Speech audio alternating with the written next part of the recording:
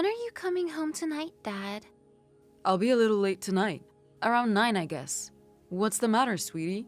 Is everything okay? Yeah? Did something happen at school? No, everything is fine there. I was just checking on you. Do you want me to get you something on the way back? Not really. I just hope that you come back home soon. Is something troubling you, kid? It sounds like you're hiding something from me. No, Dad. I don't think there's anything hidden from you. What do you mean? Did Mom say anything to you? Mom? She isn't my mom. You know that. Don't push that idea on me. Just be clear, please. What exactly happened? She brought her new partner yesterday again. Oh, I see. Can't you do anything about it? I have my exams coming and, well, it's awkward and uncomfortable. I can't study seeing all these new men coming into our house like it's a little host club. Don't talk about her like this, Ivy. You know what kind of relationship we are in. It's an open marriage, and I hope that you will respect her decisions. She is my wife. You should never judge her. It's only because of you. Ivy, we are not talking about this again. You never want to talk about it. Even when you are home and I try to tell you how much your relationship with Alex is affecting us, you still never listen. And as for Alex, she has changed. She has given up on us, as if we no longer exist for her. Listen, sweetie, I have work to do. I can't keep explaining every little detail to you. You know how the world works nowadays, how relationships are. Even the dating pattern is so, open and complicated. We don't live in the 50s anymore. And you are a young woman of this new generation. Dad, please shut up. Then don't come asking me things. I am busy. If you hadn't cheated on her, she would have never done it. It's all your fault. That was 3 years ago. I apologize, but it was Alex who then came up with this idea. That doesn't change the fact that you broke her heart and turned her into this. You even continue sleeping around with other women. Be careful how you talk to me, young lady. I am your father, and you have no right to disrespect me. But what exactly have you done to earn our respect, huh? She treats me like shit now, Dad. And you don't seem to care for us anymore. Do you know how much me and Elsa are suffering? Because of this toxic relationship you two are in? You never stop her, and she never listens. And then you two go out to meet random women in stupid clubs while she sleeps around in this house? What kind of hell are you making us live in, huh? Do you even care about us now? Or are we just collateral damage who came out of your ruined marriage? Ivy, you'll get a panic attack. Take your meds and calm down, please. I already get enough panic attacks and my mental health isn't very stable either. I am losing it. I can't study. I can't talk. It's so suffocating in here. But none of you are here for me. Actually, forget about me. I might just leave the house soon, but what about Elsa? She's 9, Dad. Can't you guys do anything about it? This open marriage crap you guys are stretching out? Why don't you just end it? Just get divorced and let us go. Your family isn't a family anymore. It's a prison for all of us. Please take your meds, Ivy. And I hope you're still going to your therapist. That took me a lot of money, sweetie. Please don't let it go to waste. Things will get better. Great. You were just worried about your money. Of course. How can I forget that? I am worried about you. If I weren't, I wouldn't have bothered helping you in the first place. You are pathetic, you know? You can't own up to your own mistakes. And now you act all innocent. I pity myself and Elsa that we have you as our father. You're crossing a line here, kid. I don't care anymore. Do whatever you guys want to do. The last conversation with Ivy left a sour taste in my mouth. I married Alex 10 years ago, a year after my first wife passed away due to a terminal illness. Alex was a friend of mine and, well, she was very close to Ivy too. When Az got married, she accepted her with open arms. She never called her mom though, and while it made me a little upset, I tried to not force things on her. Back then, even Alex was on Ivy's side, and to my relief, she treated her with love. When we had a child together, Elsa, Ivy happily accepted her as well. Elsa is autistic, but she always stuck to Ivy like glue. Their bond only grew strong over the years, and we were happy to see the two sisters go along so well, even though they have different mothers. Ivy was never the talkative type. She has always been a polite and sweet girl, but ever since my marriage with Alex took a complicated turn, she became more distant. She stopped talking to us, and tried to keep Elsa away from our nonsensical relationship. I don't blame her. That kid has seen way too much.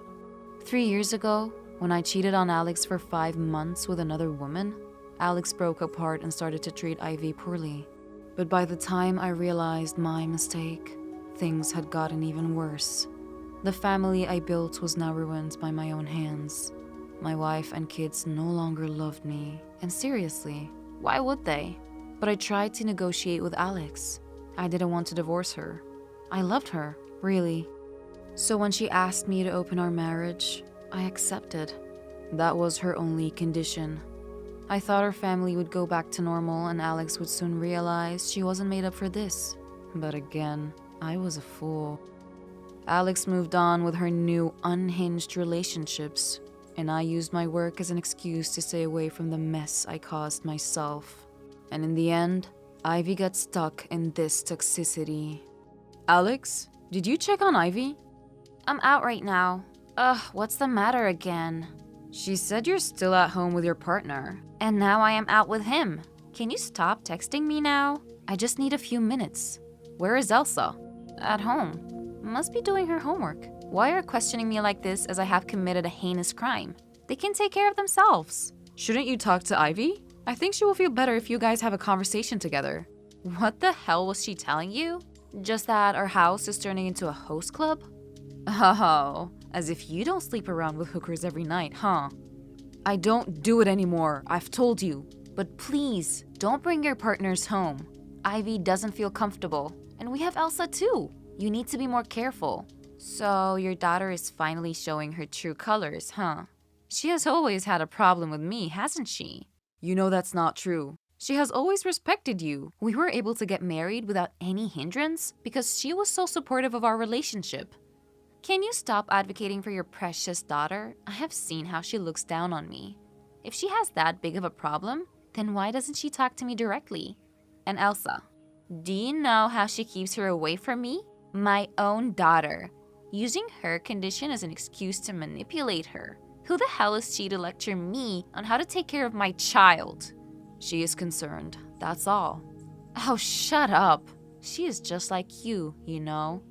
Pitiful and acting like a good girl when she is just a selfish and egotistical bitch who always wanted me away. But if she doesn't know the truth, I can always remind her about how her precious father brought our marriage into this shitty puddle. She knows well enough already, and that's why I am more worried about her. She has never looked down on you, Alex, but you know how things have become lately.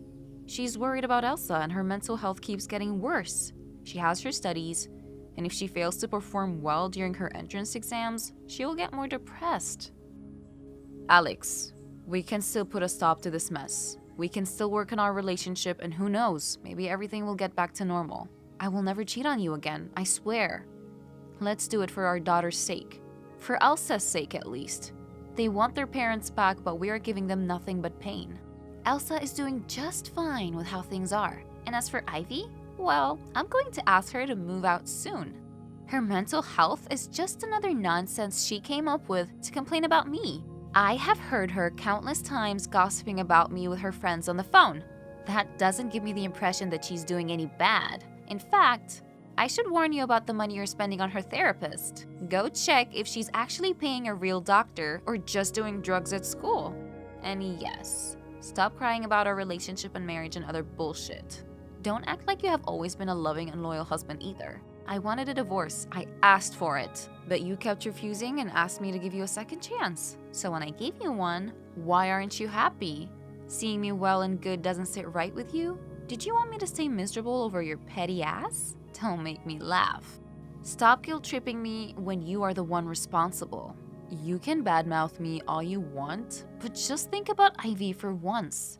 She's just a troubled teenager who needs support. Okay, fine. We don't need to put an end to our open marriage, but can you please just talk to Ivy? Acting like such a good father when you were the one who ran away from his duties. Do you really think that brat will listen to me? Sorry, but I'm not interested in humiliating myself again. Alex, you know she has always considered you her friend. If you talk to her, maybe you can mend your relationship. Spare me that sentimental crap, Jake. That was just a farce, and nothing else on your daughter's part. She never liked me, it's a fact. And now that I'm living a better life than her, she wants me gone. But let me tell you, Jake, she needs to know her place. Alex, please calm down. I am very calm, Jake. Now, you wanted me to talk to her, right? So be it. I will teach her how to behave with her elders. Get out of my house right now. Sorry, what? Get out before I come there and throw all your things out. You don't want me to cause a scene, right? Have you gone crazy? No, I just realized that I have been a little too generous with you, but you're nothing but a brat who loves to bitch about me. I have no idea what you're talking about. If it's about you bringing men into our house all the time, then yes, you are not wrong. I know you don't give two shits about me, but think about Elsa. She's your daughter. Again with the same crap. You and your father, you both are so pathetic and disgusting, it makes me want to puke. I don't know what you are worked up about it, but I'm not leaving the house. Missy, you are messing with the wrong person. You are nothing but just a burden to us now. Oh, and why is that? Is it because the sweet and shy Missy has grown up and is now ready to take a stand for herself? You loved me all these years only because you saw I was the sweet and obedient kid. But then things changed. My father hurt you, and in exchange, you decided to hurt me. What if I did? Are you gonna cry now? You know what your worth is, Ivy, and you need to know your place. Don't you dare sneer at me or the relationships I have, because that has nothing to do with you. The men you brought into the house tried to make a move on me. In fact, they tried to make a move on your little daughter. You saw it, but you still ignored it. Are you that hollow and starved of love now that you will throw your child in the pit to fill your void? Aren't you her mother? And me? Weren't you supposed to be my friend? When you first came into this house, you promised me. But who's the one who changed? It's all because of your awful father. He made my life hell. So you're making me suffer in exchange, huh? I never liked you in the first place, you know. But I thought I could manage. I played my role and raised you for all these years, but now you just keep getting on my nerves, Ivy. Looking at your face reminds me of that cheater. It makes me hurl. And then there is your attitude, acting like you're above me when you're nothing but just a useless brat who only adds more to this living hell. I can live my life however I want, but first, I want you out of the house. And believe me, your father does too. Your complaints are getting out of hand. But he is busy serving his mistress. You are not important to that selfish bastard either. You two are such terrible people, you know that? I'll be back in 30 minutes. I want you out by then. Elsa is just fine living with me. And as for your father, he already doesn't care for you. And if I tell him to stop looking after you, you know, he will accept it in a heartbeat. Now get out of my life before I make yours more miserable. You think it's not miserable enough now, huh? Do you have any idea how I have been living for all these years? The mess you two created? How boys at my school see me as an easy catch and call me a slut? They assault me, call me names, don't let me even fucking study. And teachers don't even want to help me because I come from such a fucked up family. I'm sick of your whining, Ivy, but if I have to live my sad life in this family, then I'd rather you stay away from me and my daughter. And here I thought, damn, you really never cared, did you, Alex? No, and now I hope to never see you again, Ivy. I see. I'm sorry for everything. By the time I reached the house, Ivy was nowhere to be found. Alex was there, having dinner casually, and I couldn't stand that. We got into a huge argument. When I asked if she had said something mean to Ivy, she just replied that Ivy had left home by the time she reached. Even Elsa was crying, saying she wanted her big sis back, but I had no idea how to reassure her. All of her things were still in her room, except for her wallet and phone. Her number was switched off, and when I called her friends, they told me that they have not seen her since yesterday at school. I rushed outside in my car, looking at the nearby locations, but I found nothing. When I checked my phone again, I noticed my data was off. As I switched it on, I saw what seemed to be Ivy's last message to me. Dad, I don't think I can live in your house anymore. I can't stand Alex, and I can't stand you either.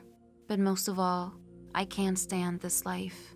When Mom died, I gave up on hope to have another family.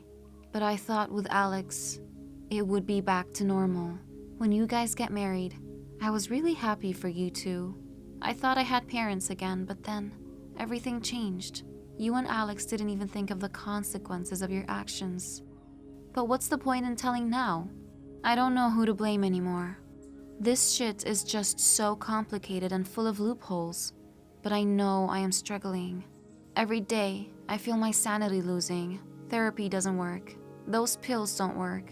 I have started seeing things and a voice in my head tells me to just disappear. I have tried to kill myself, at least thrice in the last year. Though, leaving Elsa all alone with you guys didn't seem fair. But I don't think I can take this anymore. I am a mess right now, and I don't think anything will ever heal me again. I feel disgusted with myself. I can't see my face anymore. I thought I was strong, like Mom, who'd always bring a smile to others' faces, but I guess I only make things worse for others. I thought I could hold on a little longer, but guess I am as weak and pathetic as you. Just don't let this happen to Elsa too. Please, don't ruin her life. She's a good kid. At least, be good parents to her. And if possible, tell her that I will always look after her.